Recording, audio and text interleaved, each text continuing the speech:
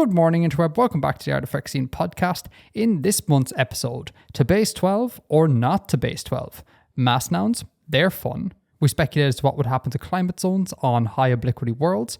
Retrograde climates, they're also fun. What's not fun is that raids are occurring in the city of Otvev, and we round it all out by talking about various TV shows. All that and more in this month's episode.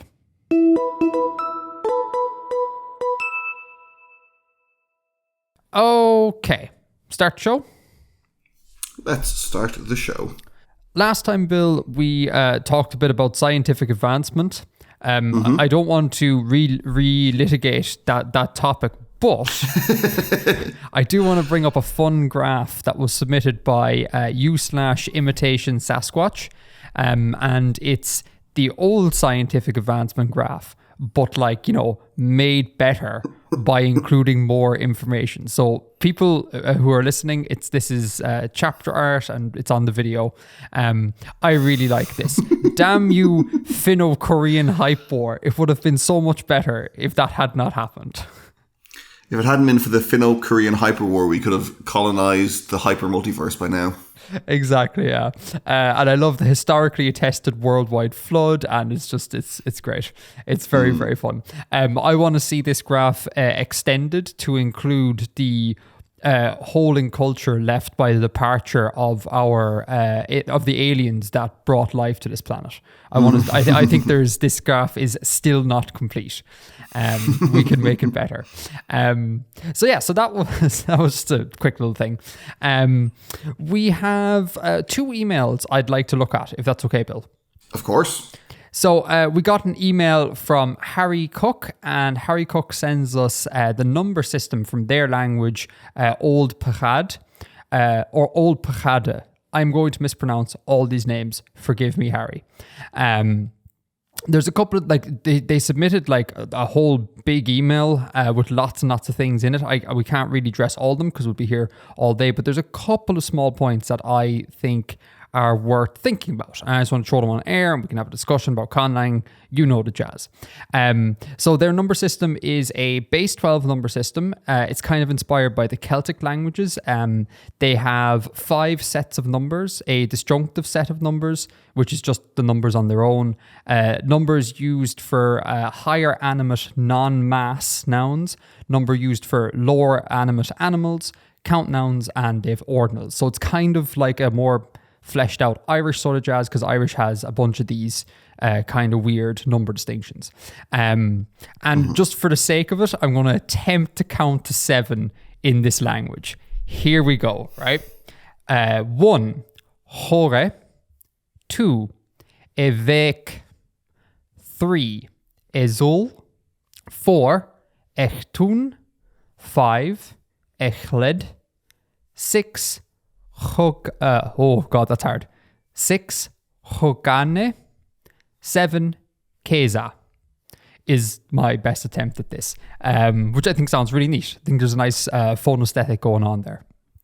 Now, there's a couple of things that I think are worth bringing up here. First of all, this is a base 12 number system. And I do love myself some base 12 or some non-base 10 bases. But I've been finding of late that the more I look into number systems, the more I kind of work with number systems in conlangs, I find myself gravitating towards base 10 more and more. Because I used to always by standard be like, okay, it's always base 12 or base 16 or base 6 or something. But if you're conlang for humans, base 10 or base 20 is just like the natural thing to do. So if you're going for a naturalistic conlang, very often I find myself going, am I only just doing base 12 because it's cool and I find it academic? Like base 10 or base 20 kind of make more sense. Like there is a reason why we find base 10 or base 20 like everywhere. Like it completely dominates the number landscape cross-linguistically. So I just want to put it out there, like base 12, cool, but are you doing it because it's cool or because there's like a good naturalistic sort of reason to do it? And not that there's anything wrong. Obviously, you can just go, I want base 12. They happen to count base 12 and that's fine. But like, yeah, the way I see it, sometimes I just don't think about it and I go base 12 because it's cool. And also, if you work with base 10, you can do cool like lexical sources, like the number for 5 can be derived from the word for a hand because 5 digits.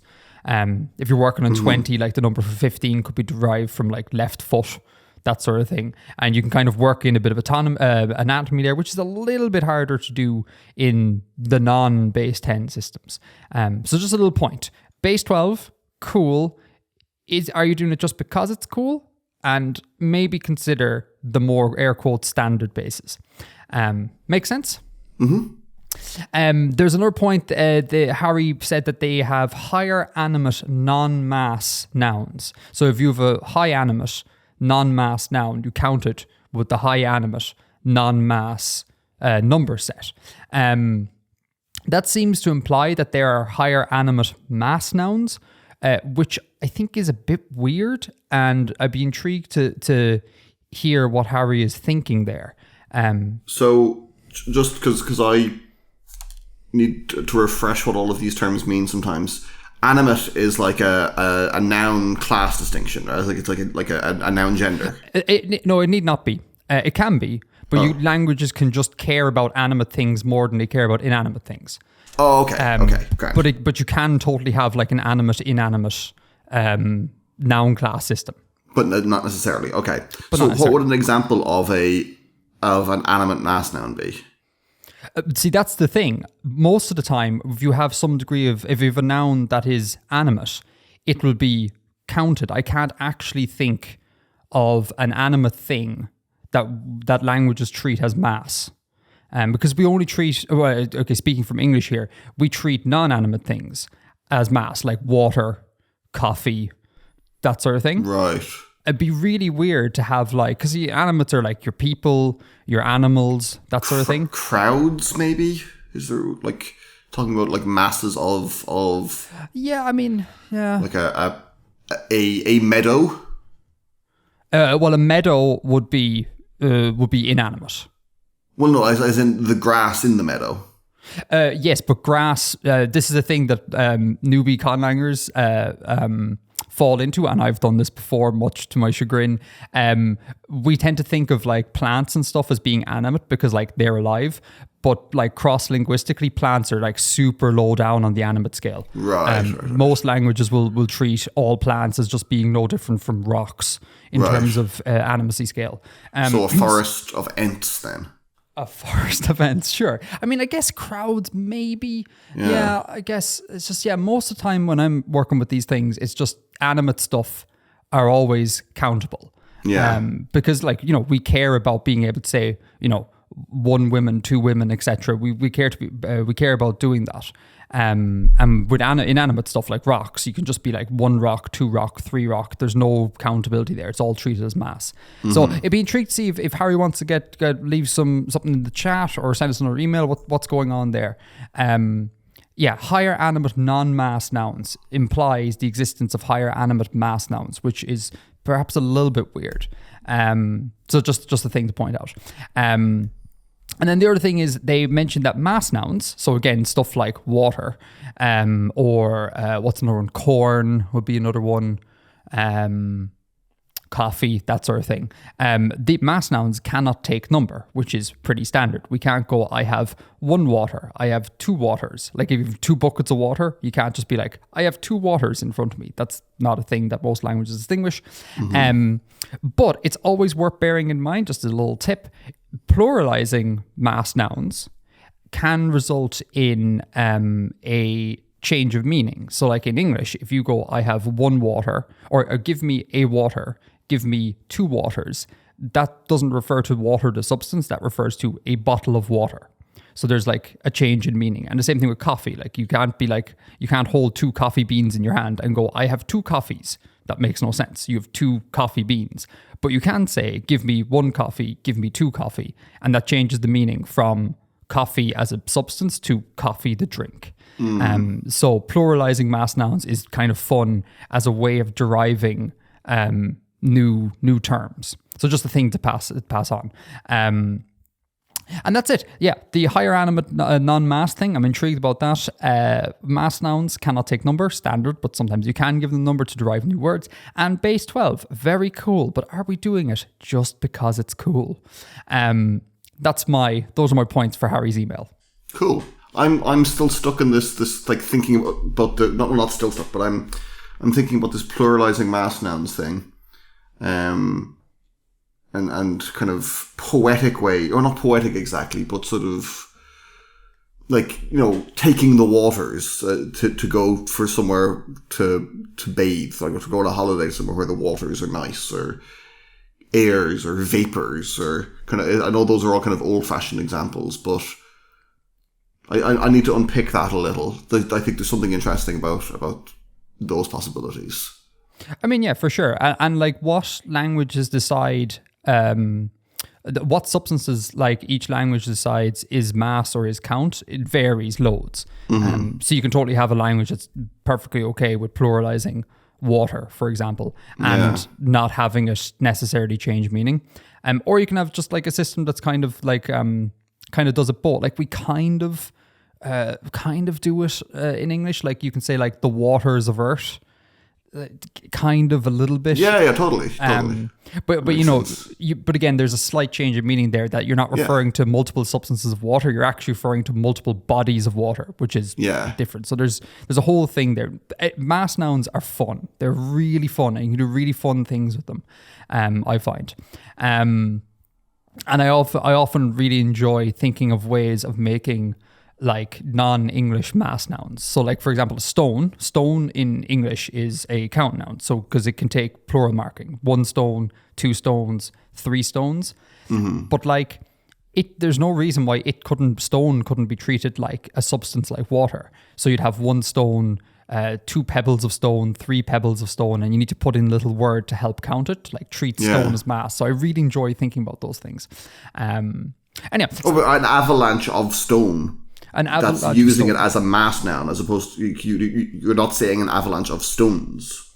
Yeah, exactly. You're treating it like a mass noun in that context. Exactly, yeah. So in English we treat stone as being a count noun, but sometimes I think it's fun to be like, can I think about this as a mass noun instead, and would that make sense? But I think we do treat it as a mass noun in English sometimes. I mean, yes, I guess sometimes, but like obviously not always, because you can be like, there are 2 stones in the garden there, But anyway, so that was the old number system from Old Paghade. Again, horrifically mispronounced. Cool phonesthetic, Harry Cook. I enjoyed it. Nice one. Okay, and then one more email. Oh God, I should have opened with this. We went through the emails and the topics and things, and this could be an embarrassingly short show, because like usually before we move on to emails, usually we have something to talk about in the green room. If it's not a book review day, there's something going on in our lives. But before we started recording, Bill and I were kind of like, we don't really have much to talk about. So this could be a case that we do one more email, Bill does some world building, and then we leave. And if I feel really bad, but I don't want to just pad out the show for the sake of padding out the show. So this might be a bit of a weird episode, Bill. In any case, our final email comes from Adam Jennings, and they write an email to us regarding axial tilt and retrograde climates. And the minute I hear all of these things, my heart rate goes up, because these are tricky things to get. So my name is Adam, and I've been an avid listener to your videos and podcasts for a few years now. In my most recent world building project, I've decided to make a world with both a retrograde orbit and an axial tilt of around about 75 degrees.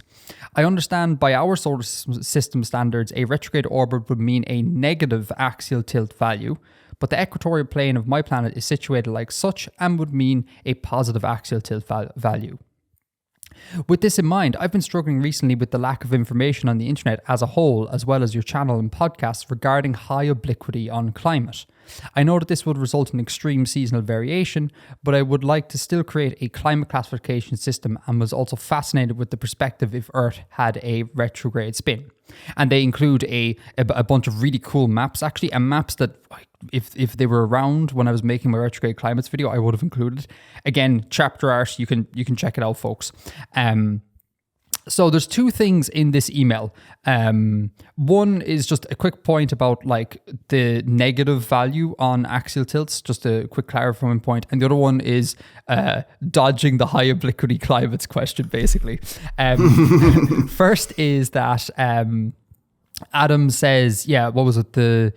I understand by our solar system standards, a negative orbit would mean a negative axial tilt value. That's not necessarily the case. It's kind of bloody arbitrary how we label these things. We just pick a convention and stick with it. Like Venus, for example, has a retrograde rotation. It rotates in a retrograde manner. And as such, we can either say that its axial tilt is negative 3 degrees, or similarly, you can just say its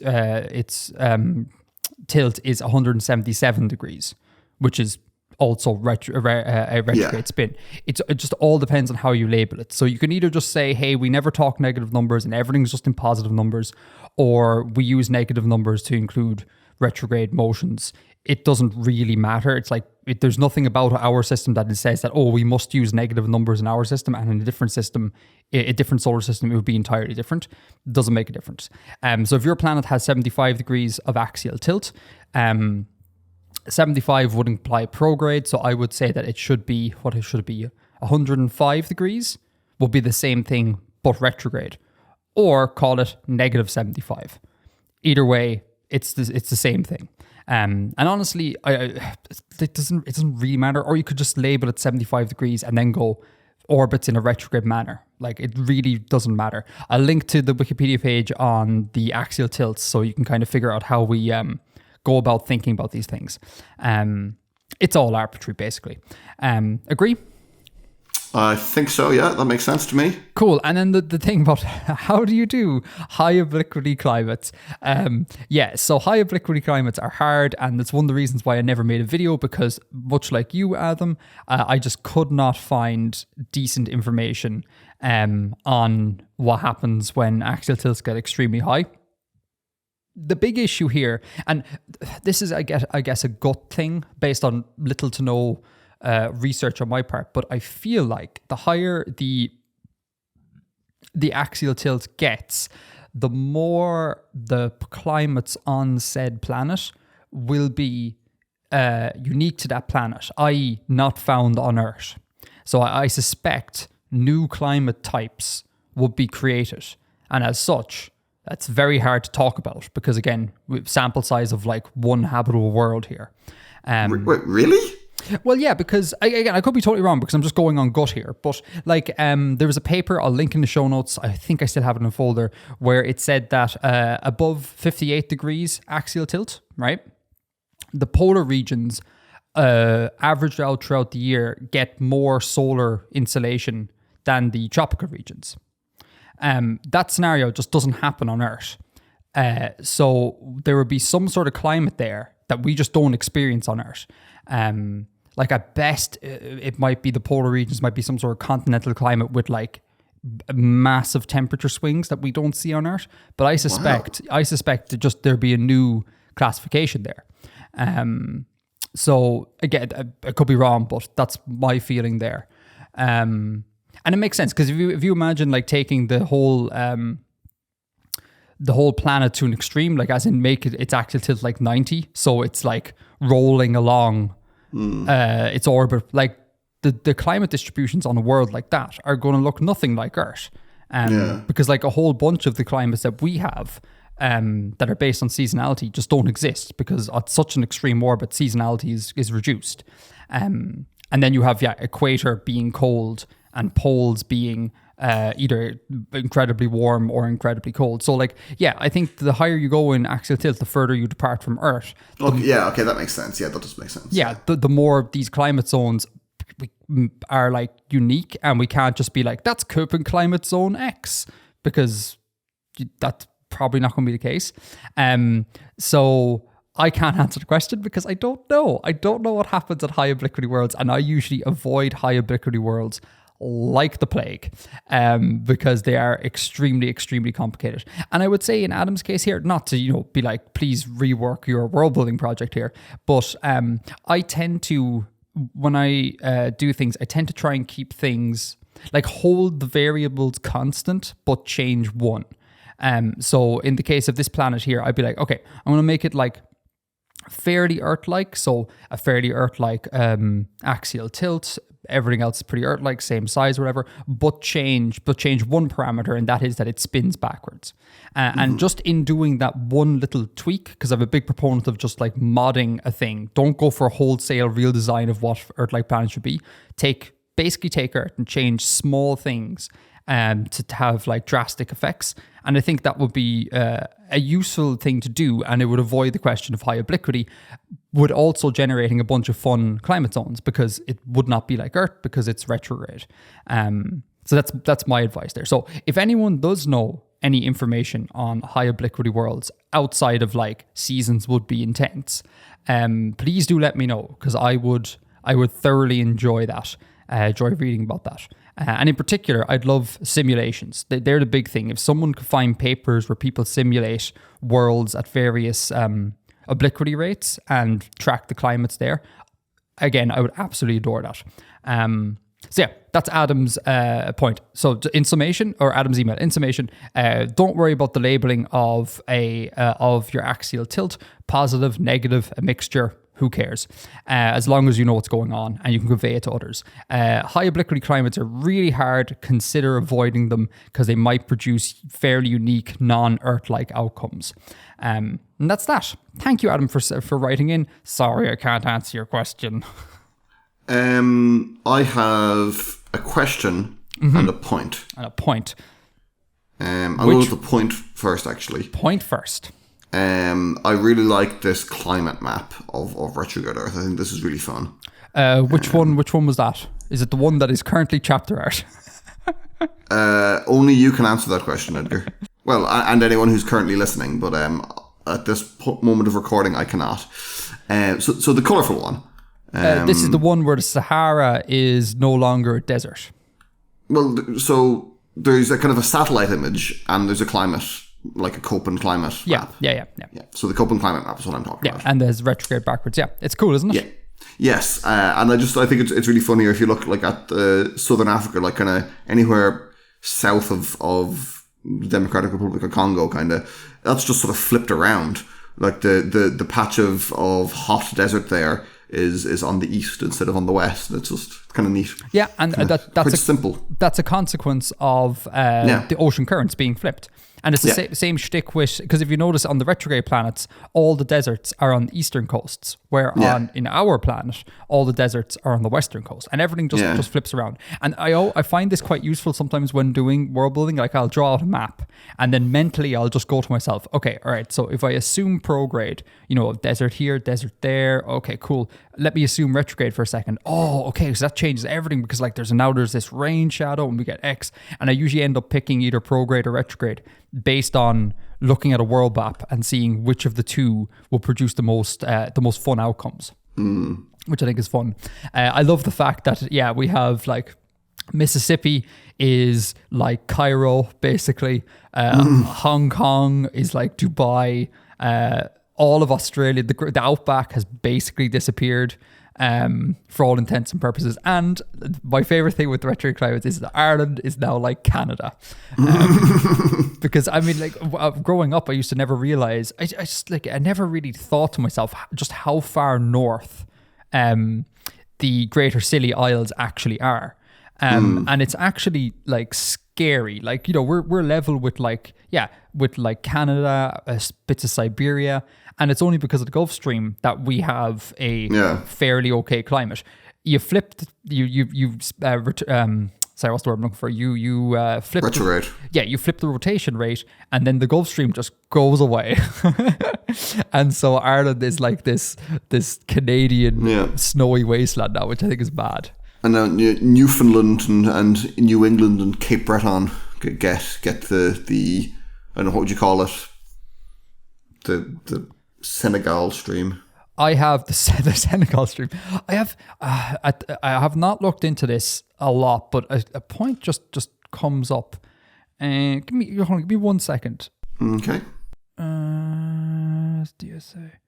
Oh no, that makes sense. Sorry, I was about to say I think North America is wrong, but it's not. I just misread the the climate zones, because a couple of, if you look at our actual Earth, like the way it currently is, and you look at the parts of Asia, you'll see that Asia is a mess of colors in a way that the other, like the Americas aren't. And that's because of the monsoon, the Asian monsoon. So it's one, like a rookie error that can happen when you go, I'll flip the climates and I'll just transport all the Asian climates into the Americas. And then there you have it. But I suspect the Americas is not, or North America is not large enough to generate such a monumental monsoon the way that Central Asia is. Because Central Asia, hella big, like seriously big. Real big. And its monsoon basically affects all of Eastern Asia. Like, it's nuts. All the way up into Siberia, it is affected by the monsoon. Like, it's absolutely insane. Anyhow, sorry, I digress. Yes, Bill, this is a fun map. It is indeed chapter art. Everyone should have a look. And that is, unless you've, oh no, you said you had a question. I did have a question. So, you have a planet with a 90-degree rotation, okay? Sure. I don't do high obliquity worlds, Bill. It's just wait for the answer to be, I don't know, but continue. This isn't about climate. This is just a purely mechanical question. Sure. Okay, so the axis is pointing at the sun. Like correct. The line of the axis. Okay, now, 90 degrees later, is it still pointing at the sun, or is it pointing in the same kind of absolute direction as it was earlier? If I understand you correctly, the answer is no, because if it was changed... I said two things. I don't know what no means. I said, is it this or is it this? Hold on. Okay, hold on. So, if by absolute direction you mean that the same axis is pointing... The same end of the axis is pointing at the sun, then... No, that's not what I mean by absolute direction. So it's like, okay, it's pointing... At 12 o'clock, right? And the sun is in the middle of the clock, right? Sure. Now, so when 90 degrees later, is it still pointing towards the middle, or is it pointing like up towards the top of the clock? Yeah, it's pointing up towards the top of the clock, because if it was pointing still towards the sun, you have a tidally locked planet. Yes, but a tidally locked planet that's also rotating, because that's not exactly the same as being tidally locked, because if it's tidally locked, isn't it? It's rotating at the same rate. But let me think. You wouldn't get that scenario, because if the same face, if you're doing this, I'm just for people who aren't currently in the same room that I am spinning my finger around to attempt to get my head around this. Yeah. So if you're doing that, you're rotating along like that. You shouldn't be able to rotate, because if one face is pointing towards the sun, there's no reason why a planet would do that. There have to be some sort of weird outside force that maintains it spinning like that, and also maintaining its face of sun. Its spin should become locked, I think. So what you're saying is correct, Bill. Yeah. It's spinning. So like, yeah. I wasn't making any statement. No. Well, hold on. No. The question you said was like, does it still face 12 o'clock? You are correct. So if it's like, if we're at 12 o'clock, planet and sun are aligned, the axis is pointing towards the sun. 90 degrees later, the axis is pointing, vertically up and down. And then 90 degrees later again, the axis again is pointing towards the sun, and 90 degrees, it's up and down again. So if you were at the North Pole, a solar cycle is the same as a year cycle. Because if you're, so at 90 degrees, you're looking directly at the sun is directly over, or at the start, the sun is directly overhead. So at 90 degrees, then it's directly like on the horizon, or it's exactly like a quarter of the way around. So it's the same length. Yeah. Okay. Yeah. God, it's very hard to think in 3D on the fly, but I think so. That makes logical sense to me. I might include a bit of chapter art here to help clear this up, because there's a lot of like 90 degrees, vertical, up, down, 12 o'clock. But yes, it's basically what Uranus does. Uranus is, I think it has 97 degrees off the top of my head. Right. Uranus basically is that, again, for all intents and purposes. So anyhow, that was Adam's email and your 1.1 question, correct? Yes. Cool. Thank you, Imitation Sasquatch. Thank you, Harry Cook. Thank you, Adam Jennings. Thank you very much. Follow up, finito. Excellent. Excellent. Okay, I am excited for world building, Bill.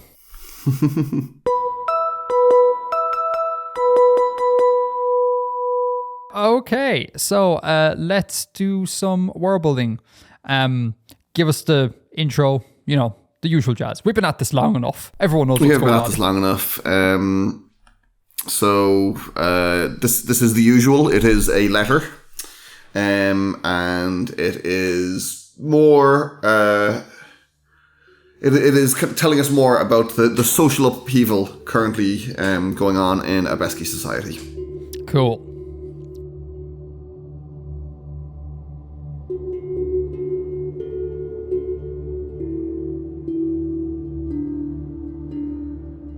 Servi, I write to you with urgent news. Your husband and Mapnir are fled from Otvev. I cannot commit to paper where. He said you would know the place of sanctuary, and he will await you there. I do not know how much Enclan has told you of the dire situation here. The bailiffs, their numbers swollen with auxiliaries and bolstered by patrols of company troops, have been ruthlessly eliminating any hint of protest or discontent among the people. Daily we hear of another raid or reprisal, and the courts swell with groundsfolk accused of sedition or other crimes, to be sold off for servitude in depots or in distant colonies. The broadsheets, when they are circulated, no longer tell us what passes in the other cities, just banal tales of local society and local trade. I expect and fear the situation to be much the same in Zhikav, and I can only hope that you are safe. Do not trouble yourself to reply. I cannot promise that I will remain free to accept your letter, or that communication between the cities shall be possible much longer. Simply do everything in your power to reach Enclan and Mapnir. I must tell you how they came to flee the city. A brutish raid was carried out upon our district the evening before the last market day. The bailiffs, backed by a complement of sullen Tamari Marines, swept through the building, claiming to search for a gang of youths who had daubed slogans in support of the Nomadiers upon the barracks wall. Such slogans appear daily now. Though we have scuffles and brawls, we yet have no strikes or mutinies of our own, though the chatter upon Otvev's walls foretells it may happen soon. In the course of this raid, Velina, she who lived upon the second floor, was dragged forth from her rooms, as the bailiffs claimed to have discovered a concealed printing press in her apartments. Enclan, witness to these proceedings, remonstrated with the bailiffs, protesting in cordial terms that Velina was as like to conceal a gun battery or a tamed Arvix in her apartments as a printing press. Where, indeed, could she hide one in mean rooms such as ours? The bailiff officer took great offence to this interference in his lawful duties, and attempted to arrest Enclan in turn. Gentle, kind Enclan, never a strikist nor a mutineer, not even in his idle thoughts, and yet arrested now for speaking on behalf of an innocent neighbour. Mapnir and I followed them as they took the prisoners out of the building, where the bailiff's party was set upon by a gang of youths, perhaps those they had originally sought. When the bailiff leading Enclan in chains was struck by a cobblestone, he slipped his bonds in the tumult, and escaped back through the building into the yards beyond, taking Mapnir with him.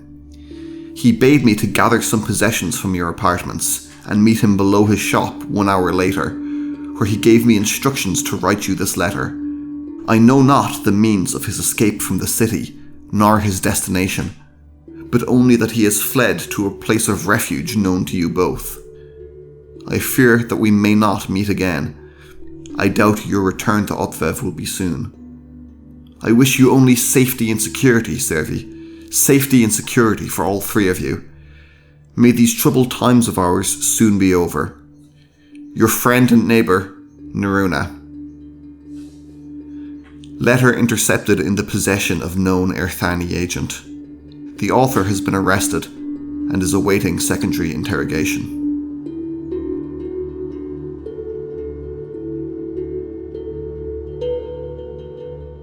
Oh snap! The italics are back and they're hitting hard. I know you love those bits, Edgar.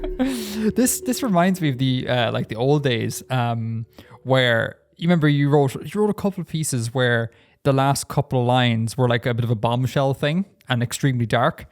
Yes. This reminds me of that because again, I'm jumping forward. We'll talk about that later. Okay. Let me go through the chronology of questions here. The first one is I may be mistaken because I oft am, but it feels like there's a lot of new names here. Correct?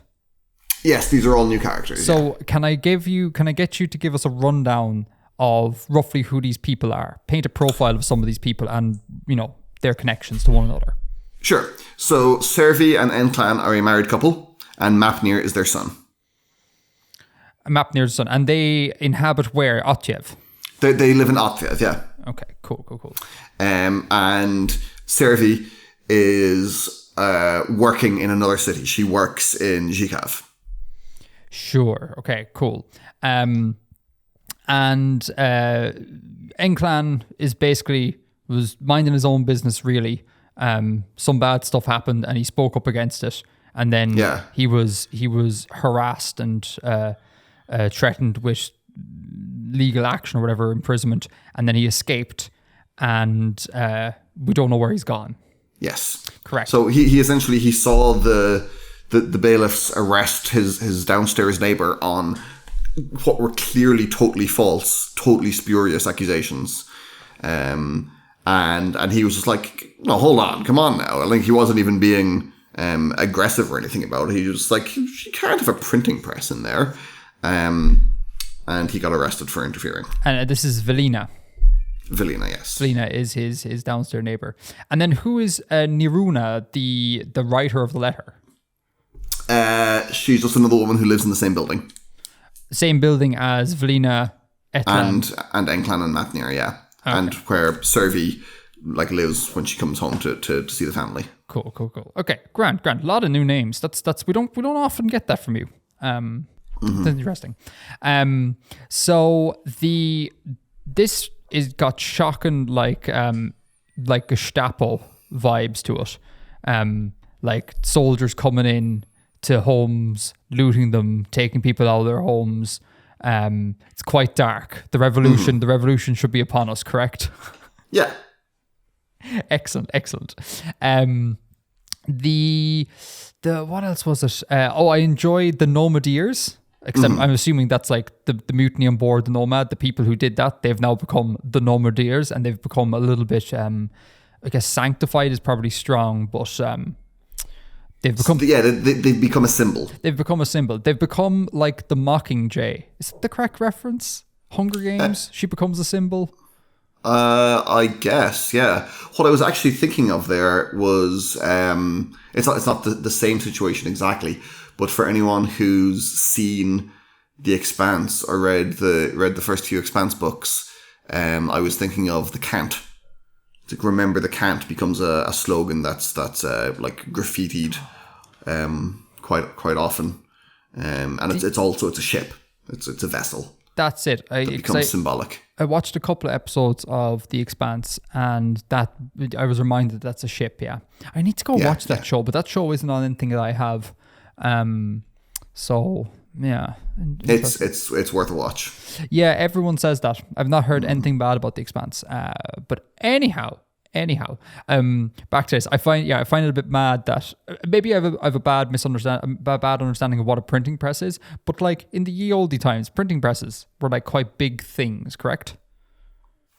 I guess, yeah. I'm sure you could make small ones, but yeah, I mean, it had to be at least, the surface area had to be the page, and then there was machinery around it and stuff, yeah. Yeah, so I don't know, but I just find it a little bit hilarious that they're all like, there's a printing press in here, and I'm imagining like some sort of like really cramped small apartment, and then being like, I can't even fit like, my child in here, let alone a printing press. I find that really funny that they were just like, yeah, no, clearly printing press. Like, we just want any excuse to come in here and like harass you. And why necessarily her? Like, what was the motivation? Like, is Velina somehow linked to? Do they suspect her of being linked to the Nomadeers or whatever, or is it just general? They're just going around harassing everyone left, right, and center. Probably not to the actual the OG Nomadeers, but yeah, maybe they think that she's a strike organizer. Maybe they think that she's kind of in communication with seditious elements, something like that. But as far as we know... Or it could be just random reprisal. But as far as we know, Valina is not. Valina is just happily going, well, maybe not so happily, but going along, leading life, and that's it. Yeah, as far as any of the people involved, as far as Servi certainly knows, Valina was just minding her business. Yeah, it's mad. And Arvix, you mentioned he was likely to conceal a gun battery or a tamed Arvix. Yeah. Arvixes, remind me again, these are the monster things? Yeah, they're sort of like a bird monsters. Giant, yes, kind of a giant flightless bird kind of thing. Yeah, we haven't heard from the monsters in a while. That's the whole thing. Yeah. The last was the Urselk. The last was, yes, who made an appearance last show. Yes, it certainly did. And I guess the main point here that I have is, I have two small points. I really enjoyed the sort of the broadsheets when they are circulated, no longer tell us what passes in the other cities, just banal tales of local society and local trade. Mm-hmm. There is, I don't know, I think, I don't want to get like too into current politics going on around the world, but it does feel a little bit like it hits home because a lot of media, sometimes media decides to share not so important stories in order to take away from having to talk about the important stories. And I feel like in the world at the moment, that's kind of happening in places, without getting more specific than that. And this kind of hits home because it's basically the same thing. It's like, yeah, I mean, we're not going to discuss like the impending revolution. Let's just hear a tale about like Lady Whittlespoon from what's her name? From Bridgerton, the gossip. Oh yes, I don't know. I haven't watched that much Bridgerton. Okay, but let's just basically hear from Whistledown. That's it. Yeah, let's just hear from the local gossip of what the rich people are doing, and like, you know, it's just par for the course kind of, and it's really sad. Mm-hmm. And then the final point on my end is the last little bit, the italics. Oh my God, love it. Letter intercepted in the possession of known Earthani agent. The author has been arrested and is awaiting secondary interrogation. Secondary interrogation? That implies that the first interrogation didn't work. Ergo, I'm imagining they need to up their interrogative practices in the second round, correct? That's certainly one thing you could take from that. That's bad. But I guess if this has been intercepted into possession of an Earthani agent, and assuming that Earthani agent is actually an Earthani agent, then I mean, we can draw the conclusion that at least some of the characters in this piece do have connections to mutineers and uprisers, etc. No. I mean, like, the Earthani are just like guys who have boats. Oh, so basically they just arrested the postman. Yeah, no, they are seen as kind of a malign foreign race, to an extent. I mean, that's a bit of an oversimplification, but yeah, they are seen as an other. But you know, for someone who wants to send post from one place to another, without being caught doing it by the companies or by the kind of Abeski authorities, that's a way to do it. Give it to the Earthani. They have their own networks. Oh, and I guess the companies would be cracking down on that because they'll want to try and intercept any communication that would go through their means. Exactly. Means. Yeah. That's exactly. There's more to that last line than I actually had given credit for. That's cool. That's really cool. Okay, cool. Those are my points. The tension is rising. I love it. We're going to get to open warfare. It's going to be great. We're going to see a city destroyed. Wonderful. What are some of your points, or some of your talking points here? Some of my talking points. I think you pretty much hit it all. Yeah, I think you got it all. I mean, yeah, the Nomadeers, obviously that's the reference to the mutiny on the Nomad. And yeah, just like even saying, actually, I don't think she does have an illegal printing press, in a calm manner is enough to get you persecuted, and thus like have to flee the city with your son. Yeah, you pretty much hit everything, I think. Just the police force here. Who are they ultimately? Do they ultimately answer to? Like, who's employing them? Is it the companies? Not exactly. No. So the bailiffs are like kind of the city government, or the kind of the enforcers of the city government, but it's not exactly like a police force and a system of laws as we would have. There's a clear analog, but they are in large part working on behalf of the companies, because the trade has to be protected and the companies are so powerful. Yeah, and the companies hold a whole bunch of clout. So I think these cities aren't ran by the companies. Not formally, no. Yeah, not formally. in theory, but in practice, they have such power that what they say basically happens. Yeah. Yeah. Okay, makes sense. Yeah. Cool. Yeah. Where do you see this going next? Can you tell us anything? I haven't really decided exactly. I certainly want more to happen with the Nomad. And there are a few other threads to pick up on. Like we have a few Tamari officer characters. Yes. Or at least 2 that have written letters. Actually, no, there's a lot more than that. It's like various kind of science officers and scouts and such. So what I need to do is I just need to sit down and kind of like compile a proper kind of Bible, kind of lore guide for my own use to make sure I keep track of everything that I've said and figure out what the different, refresh my memory on what I was thinking when I wrote things, and then figure out how I can tie it together. I think maybe something more with officers perhaps the next day. Okay, cool. Did you just a bit of a meta point here? Did you foresee this happening with the writing? Because I can't remember why we started this, but we suddenly started like Bill does world building, and I interrogated. Did you foresee this happening? Like you've this whole like world going now with like lore and backstory, and you're talking about making a like big Bible sort of thing. Is this a thing that you had anticipated? Because I don't think I did. I thought we'd just do like random short stories, but now we have this like super narrative that's going on. Not really. No, I hadn't thought about it. And a lot of stuff a couple of years ago was just it would be a kind of a neutral bit, not tied to anything else, or it's kind of a one-off thing. But I'm enjoying having this ongoing thing and telling a sort of something longer form in this epistolary format. Epistolary format, nice. I'm intrigued to see what happens post some sort of like civil war or uprising. Because like whilst it'll be very fun, obviously, to read about the various skirmishes and battles and people maybe being killed, we could lose some characters. Maybe Yar can die. But it'd be fun. Deeply frustrating all of his many creditors. Yeah, exactly. Yeah, but it'd be fun to see what happens afterwards. Like, because again, I'm hoping it's not a case of like there were problems, then there was a big fight, and all problems were resolved. I'm very intrigued to see how society like shakes down afterwards. So I'm in this for the long burn, Bill.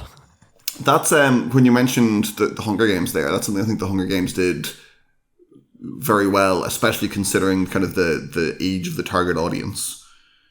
Like it was a messy result, and it wasn't neatly resolved, and there was nastiness within the revolution. And yeah, I mean, the Hunger Games are quite good, aren't they? Do people? Yeah. That's what I'm saying. I think there's a lot more depth to them than you might assume. But I think most people would agree with that. I don't know, just the way you said it there, it implies seemed to imply that it's like that's not a thing that people immediately would have been aware of. But I thought the consensus is that the Hunger Games are most people generally quite think they are good books and movies. I would hope so. Yeah, no. Speaking of good movies, just a bit of a tangent here. Are you excited for Avatar 2? The sequel to the M. Night Shyamalan film?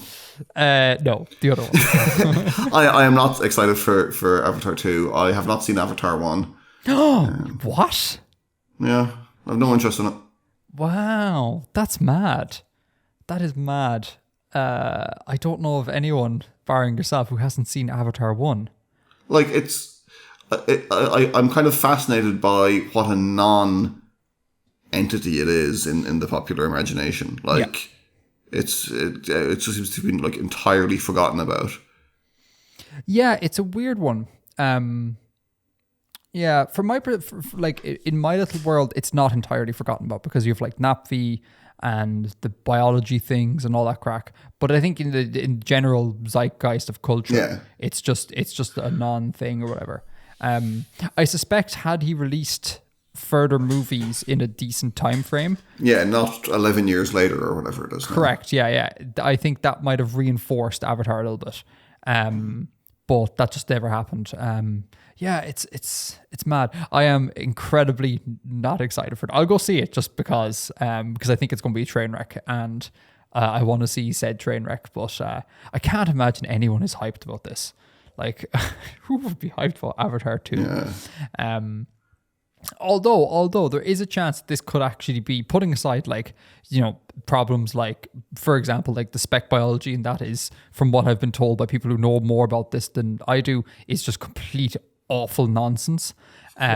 Putting aside things like that, I think because Avatar 2 is going into the sea, and James Cameron really, really likes stuff to do with the sea, I think isn't he some sort of like deep sea explorer as well, like as a side hustle?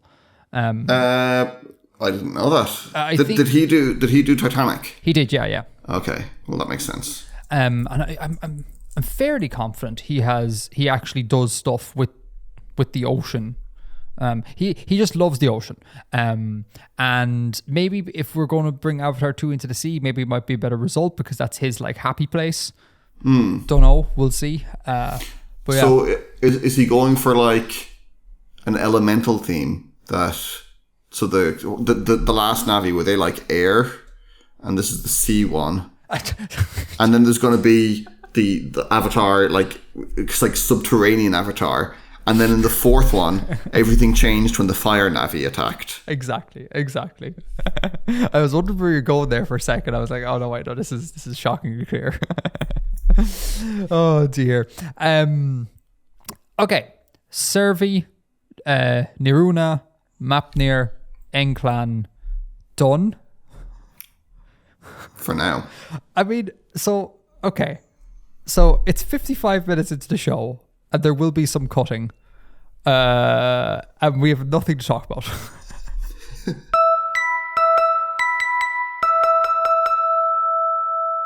So, quick remember here, while we're kind of on the topic of like films and media and things like that, I have just a really, really quick point about something that came up in the previous show that I caught wind of this week.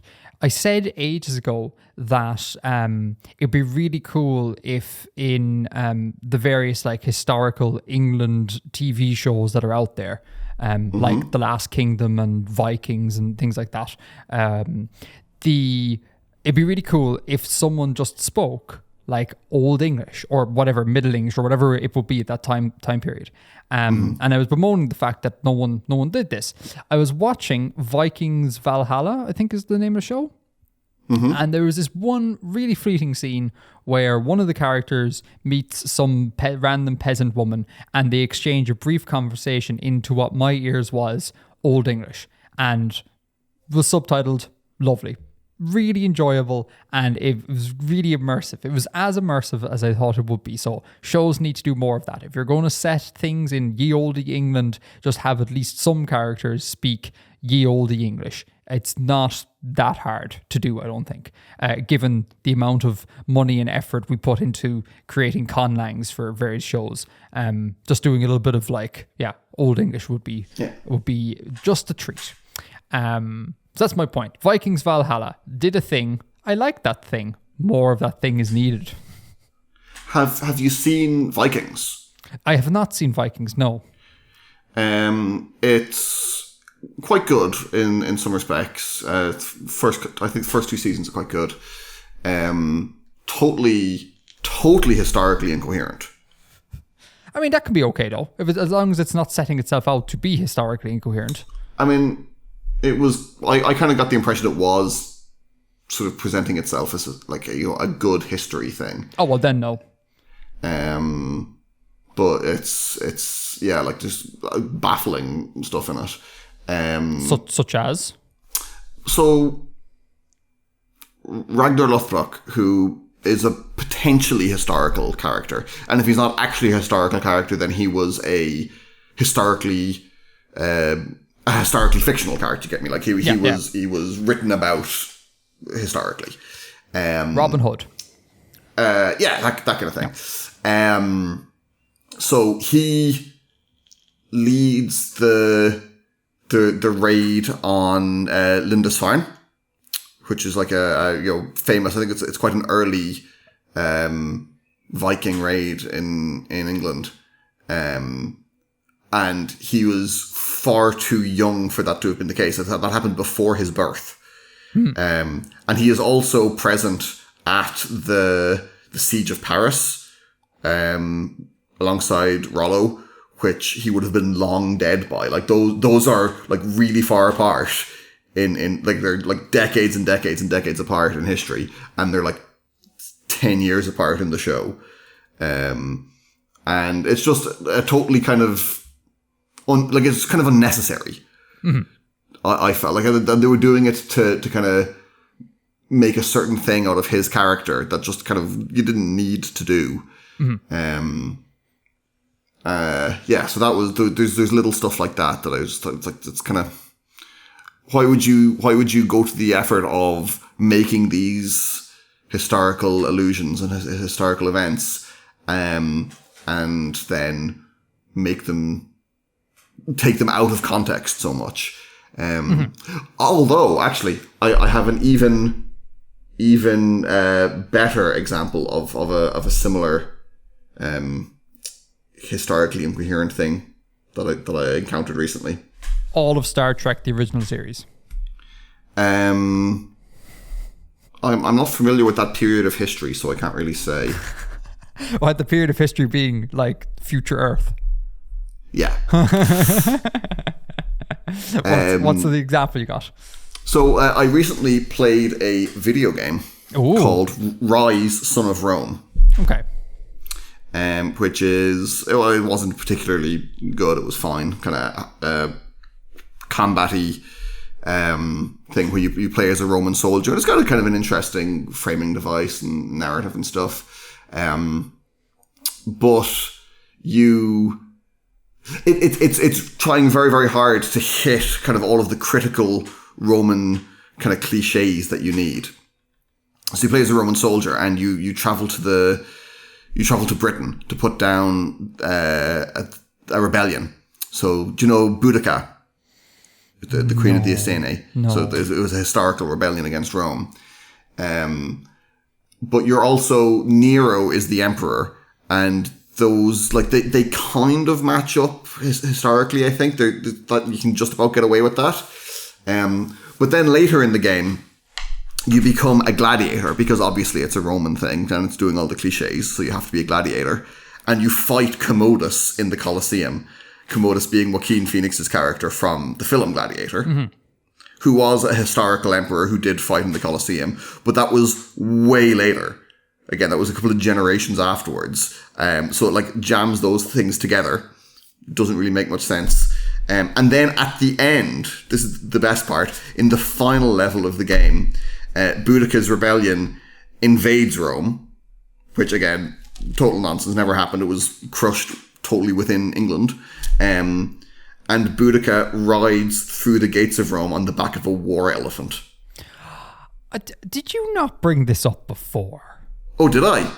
I seem to remember war elephants going through the streets of Rome as being a thing that you've railed against before. Like in the last 2 months? Maybe not. Maybe it's something else. Or maybe it's to do with Hannibal going over the Alps with war elephants. That seems He did do that. Did do that. Maybe we were talking about that. I can't remember. Man, that's really embarrassing if I brought that up the last day. No, I don't think you brought up. No, well, you certainly didn't bring it up like last episode, but it's just something that I thought you brought up in the past. Maybe I'm just conflating one incidence of war elephants with this incidence of war elephant, and the two are actually unrelated. Because I mean, war elephants are cool. Like, why would you not talk about them? This show is prime candidate to at least some stage during its run, talk about war elephants. So I guess I hope it wasn't like a very recent one, because that would be. I don't think so. Like it was in the last 2 episodes maybe, but otherwise I think we're probably okay. So come here to me. Why are we talking about historical inaccuracies in video games? What led us down this road? My criticism of Vikings. Oh yes, and that came from I was watching Vikings Valhalla. Yeah. In general, though, I'm okay with the historical inaccuracy as long as the thing doesn't set itself out to be historically accurate. You know. Sure. Yeah. Because that's just a failing on goals.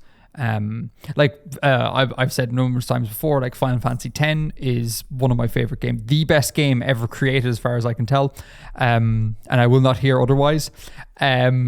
It just mishmashes cultures from all around the world. Like there's no tomorrow. Like you have named characters or entities are like Bahamut, Yojimbo, Ifrit, and these are all like real world things from various mythoses. They're just all slammed together, but at no point is this game trying to be like, this is set in like, India or whatever. That I don't mind, but if someone sets itself out to be like, we're doing a thing, we're doing it accurately, and then it's not, then it's bad. It's like with Avatar 2, going back to Avatar 1. I'm told that there was lots of hype around when it came out that like, the world's leading biologists have got together and they've all like tried to like make this spec bio project as like plausible as possible and really like get the details right. And again, from speaking to spec bio people I know, it's just completely fails on that ground. If they were just going for, I want to make cool looking monster things, grand. But if you go, I want to make a serious spec bio project with cool looking monster things, they've completely failed in that. So it's all about goals and what your goals are. And to be clear, like, I'm not, they weren't trying to make a historically accurate role game. It was explicitly, we want to do all the cliches and make it really, really fun, which like they did have a lot of fun cliches and stuff in it, but it's entertaining. Yeah, and that sort of thing can be hella fun. You had a thing on the Northmen. The Norseman. What is the Northman? So this is another Viking thing, in fact. Oh. So it's a film that just recently came out. And it's essentially a Viking tale of revenge. A prince sees his father get murdered, and then 20 years later he kind of returns for revenge. Mm-hmm. And I watched it recently, and it's quite interesting. There's a lot of extended hallucinatory sequences in it, and stuff happens in it where you're not really sure whether it's real or whether it's a hallucination or it's symbolic or metaphorical in some way. It's not clearly delineated on the screen when stuff is real and when it isn't. Mm-hmm. And yeah, I think there might be a thing to it that it's trying to do a very straight telling of a mythical kind of story, like stuff that would just kind of happen in a Norse myth. Which wouldn't happen in real life, but it's just filming it as a thing that happens. And did you see what I mean? Not even slightly, Bill. Okay, so there would be fantastical elements in mythical stories, right? Or like things that like can't actually happen would happen. Yeah. And this is just a film in which stuff just happens and it doesn't necessarily make sense, but it's just playing a mythical event totally straight.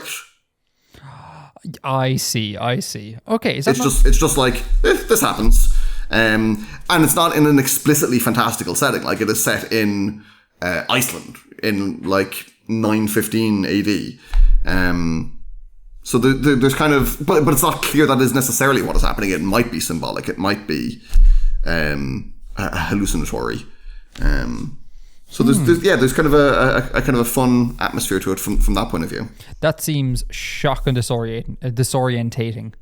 It can be, yeah. It can be quite. And maybe perhaps a difficult watch in terms of keeping everything on the straight and narrow on who's doing what and what's going on. Yeah, can't say I'm compelled to watch it, Bill. I'd give it a try. Although that being said, I'm looking for things to watch. Because you know what? Okay, this is not world building related at all. This is just Edgar complains about the state of society.